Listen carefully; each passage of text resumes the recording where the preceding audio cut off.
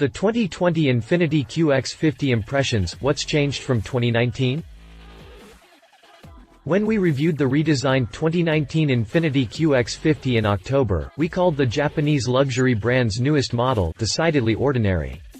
As we explained, this premium compact crossover wasn't a bad car, but unless its voluptuous styling hit the spot for you, it merely got the job done without making a splash, all while a series of small annoyances, such as an awkward throttle calibration and some downscale interior bits, wore away at even this theme of general competence. So did Infiniti resolve these issues for the 2020 model year? What's it like to live with the 2020 Infiniti QX50? One of the most obvious frustrations came from the 2019 QX50's infotainment system, which we called a generation behind today's luxury norm, for example, in competitors like the Acura RDX, Audi Q5, and Volvo XC60.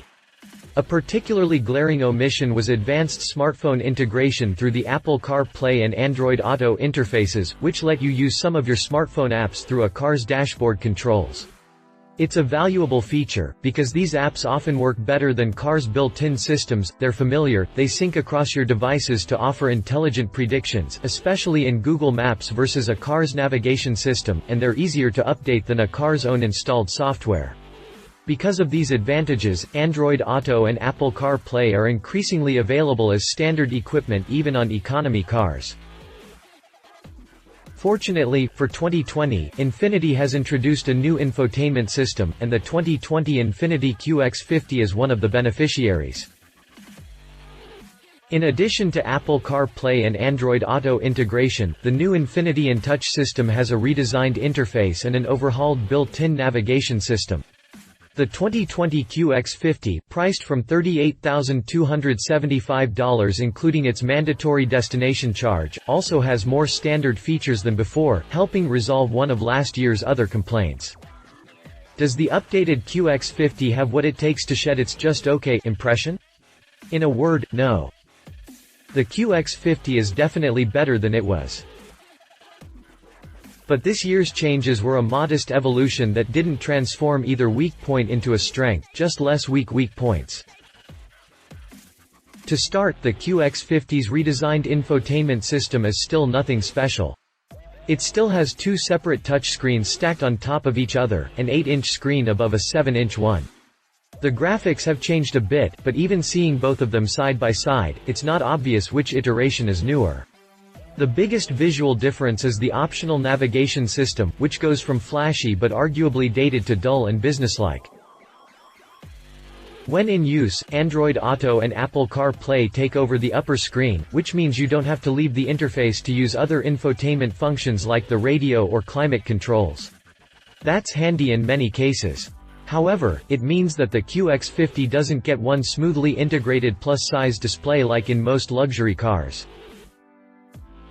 Meanwhile, Infiniti added some safety features as standard equipment this year: blind spot monitoring with a cross-traffic alert, a lane departure warning, automatic high beams, and reverse automatic braking, in addition to the already standard forward collision warning with emergency automatic braking. However, Infiniti's ProPilot Assist system with full-speed adaptive cruise control and lane-keeping steering still doesn't appear until you've spent more than $50,000, even though you can get the same system in a Nissan for under $30,000. And a hands-free power liftgate, which should be a simple addition to the QX50's standard power liftgate, only appears at nearly $55,000. Our test vehicle, the top autograph model with all-wheel drive, extra cost upgraded interior trim, and some other add-ons, hit $60,070. And if you spend much less than this, you lose one of the QX50's best qualities: extra swanky upholstery and wood trim, which most QX50 vehicles will do without. That's a problem, since, without that good stuff, there's less to distract from the car's various downscale buttons and switches, and its extra plain gauges. Infiniti would also do well to swap out the extra light, rough plastic key fob from Infiniti, in favor of something more substantial. Where does the Infiniti QX50 excel over the competition? Don't get us wrong. Like we said last year, the QX50 still has likable qualities. It's roomier than many competitors, has a more affordable base price, and, thanks to an unusual powertrain, gets better EPA fuel economy ratings. And to the right eye, it's beautiful inside and out. But its driving experience, infotainment, and some interior materials are ho-hum by luxury standards, while most competitors dazzle in at least one of those ways. And unless you're content to leave off feature content from your luxury experience, the QX50 isn't even necessarily less expensive than those more dazzling competitors. If the 2019 QX50 suited you, good news, the 2020 model is now better than before, a slightly better deal, unless you were planning to buy an expensive top trim model and, at last, Android Auto and Apple CarPlay. But the improvements haven't dramatically expanded this vehicle's appeal. It's still a luxury compact crossover that's worth considering, but as we said last time around, don't be shocked if your heart and mind are won by one of its competitors. For more detailed impressions of the QX50 and its competitors, check out our 2019 review. If you liked this video, please share your thoughts in the comments below and don't forget to hit the subscribe button.